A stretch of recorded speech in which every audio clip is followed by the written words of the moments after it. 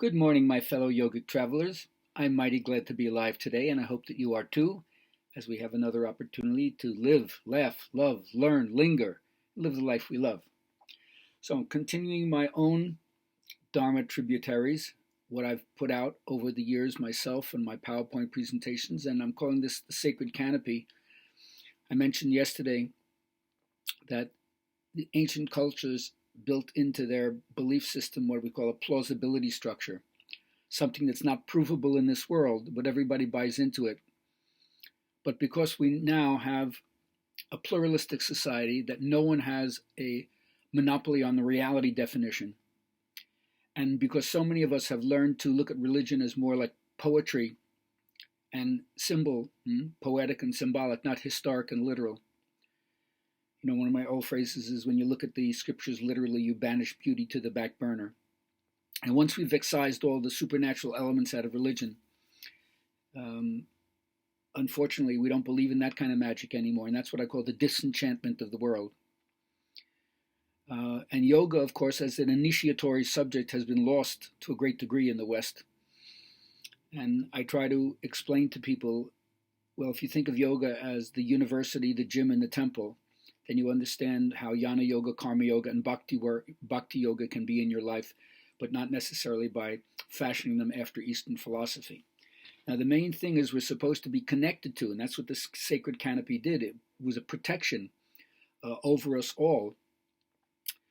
And it tried to remind us, I am the vine, ye are the branches. Without me, you can do nothing. And if you're disconnected from your taproot, then you're a lost soul. And then the same problem that we've always had, how do you bring order out of chaos? If there's no axis mundi, if there's no center from which creation radiates, you can't go back to the origin, you can't go back to the beginning, you can't be renewed, you can't regenerate.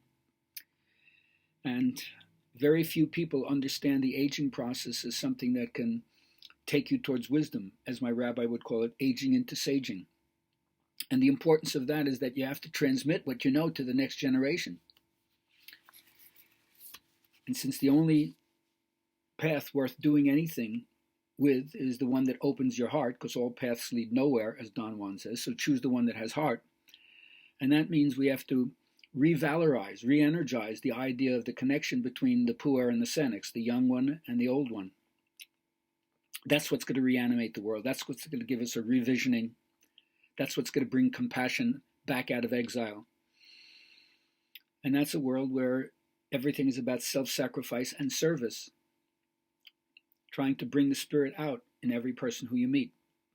So that means we have to reinvent the American Dharma, and a lot of that has to do with reinventing work. Work not just to accumulate, work not just for greed, but work as a signature of your love, as a self-expression of who you really are. And if we don't know how to do that, it'll be very hard for us to learn how to have peace among discord. And part of the work we have to do is very simply like actions in the Bible, the merciful actions in the Bible.